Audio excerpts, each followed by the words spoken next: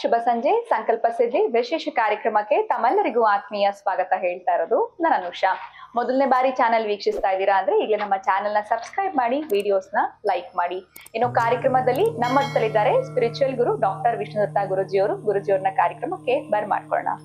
ನಮಸ್ತೆ ಗುರುಗಳೇ, ಕಾರ್ಯಕ್ರಮಕ್ಕೆ ಭಕ್ತಿಯ ಸ್ವಾಗತ.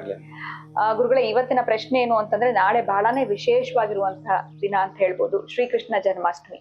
ಸೊ ಇದ್ರ ಒಂದು ಆಚರಣೆಯನ್ನ ಹೇಗ್ ಮಾಡ್ಬೇಕಾಗತ್ತೆ? ತುಂಬಾ ಜನ ಹೇಳ್ತಾರೆ ಇದನ್ನ ನಾವ್ ಏನ್ ಮಾಡಕ್ ಹೋಗೋದಿಲ್ಲ, ನಮ್ಗಿದ್ರ ಒಂದು ಪದ್ಧತಿ ಇಲ್ಲ ಅಂತ. ಸೊ ಇರುವಂತವ್ರಾದ್ರೂ ಯಾವ ರೀತಿ ಮಾಡ್ಬೇಕು, ಇಲ್ಲ ಮಾಡ್ಬೇಕು ಅಂತ ಇಷ್ಟ ಇದೆ ಬಟ್ ಯಾವ ರೀತಿ ಮಾಡ್ಬೇಕು ಗೊತ್ತಿರೋದಿಲ್ಲ, ಈ ಗೊಂದಲದಲ್ಲಿ ಕೂಡ ಇರ್ತಾರೆ ಅಂತ ಹೇಳ್ಬೋದು. ಸೊ ಅಂತವ್ರು ಯಾವ ರೀತಿ ಸಿದ್ಧತೆಗಳನ್ನ ಮಾಡ್ಕೊಂಡು ಈ ವರ್ಷದಿಂದ ಪ್ರಾರಂಭ ಮಾಡ್ಬೇಕು ಅಂತ ಅನ್ಕೊಂಡಿದೀನಿ ಅನ್ನೋದಾದ್ರೆ ಯಾವ ರೀತಿ ಮಾಡ್ಬೇಕಾಗತ್ತೆ, ದಯವಿಟ್ಟು ತಿಳಿಸ್ಕೊಡಿ ಗುರುಗಳೇ. ಓಂ ವಿಶ್ವಸ್ಮೈ ನಮಃ. ಪ್ರೀತಿಯ ಬಂಧುಗಳೇ, ನಮಗೆ ಈ ಪದ್ಧತಿ ಇಲ್ಲ, ಮತ್ತೊಂದಿಲ್ಲ ಅನ್ನೋ ಪದಗಳೇ ಇಲ್ಲ. ಈ ಭೂಮಿ ಮೇಲೆ ವಾಸ ಮಾಡ್ತಾ ಇದ್ದಾರೆ ಅಂತಂದ್ರೆ ಪ್ರತಿಯೊಬ್ಬರು ಮಾಡಬೇಕು.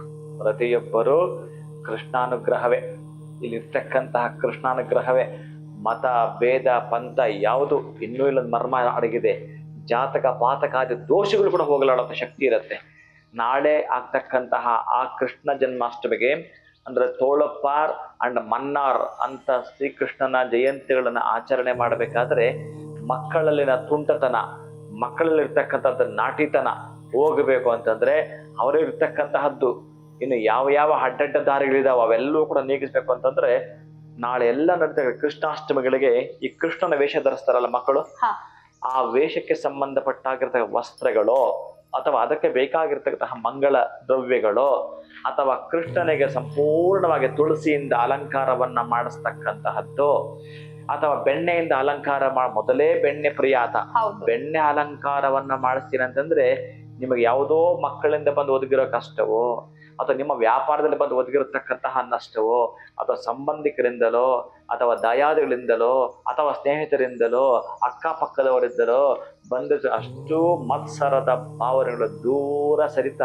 ಗೊತ್ತಿಲ್ಲದ ಹಾಗೆ ಬೆಣ್ಣೆಯಲ್ಲಿ ಕೂದಲು ತೆಗೆದಷ್ಟು ಈಸಿಯಾಗಿ ವಿಲ ಅಂತ ಒದ್ದಾಟ ಮಾಡಿದ್ರಲ್ಲ ಇಷ್ಟು ವರ್ಷಗಳದ್ದು ಆ ಕಷ್ಟ ನೆನಪು ಮಾಡಿಕೊಂಡು ಇವುಗಳನ್ನ ದಾನ ಮಾಡಿಯಪ್ಪ, ತೋರಿಸೆ ಮೇಲೆ ಕಷ್ಟನ. ಇದು ಕೃಷ್ಣ ಜನ್ಮಾಷ್ಟಮಿ ನಮಗೆ ವರ್ಷಕ್ಕೊಂದು ಸಲ ಬರ್ತಕ್ಕಂಥ ಎಕ್ಸಾಮ್ ಸೆಂಟರ್ದು.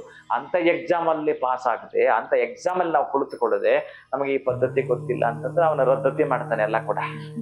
ಅದಕ್ಕಾಗಿ ಕೃಷ್ಣನಿಗೆ ನಾಮಸ್ಮರಣೆಯನ್ನು ಮಾಡುತ್ತಾ ನೀವು ಕೂರ್ತೀರಿ ಅಂತಂದ್ರೆ ಅವನಿಗೆ ಬೇಕಾಗಿರೋ ನಾಳೆ ಪರಿಕರಗಳನ್ನ ಇವತ್ತು ನೀವು ವ್ಯವಸ್ಥೆ ಮಾಡ್ಕೊಂಡಿದ್ದು ಒಂದಷ್ಟು ಮನೇಲಿ ತಂದಿಟ್ಕೊಂಡಿದ್ದು ನಾಳೆ ಬೆಳಗ್ಗೆ ದೇವಾಲಯಕ್ಕೆ ಕೊಟ್ಟು ಬನ್ನಿ ಅಥವಾ ಸ್ಕೂಲ್ ಮಕ್ಕಳಿಗೆ ಕೆಲವೆಲ್ಲ ಕೊಡಿಸ್ತಕ್ಕಂಥದನ್ನ ಮಾಡ್ತಾ ಬನ್ನಿ.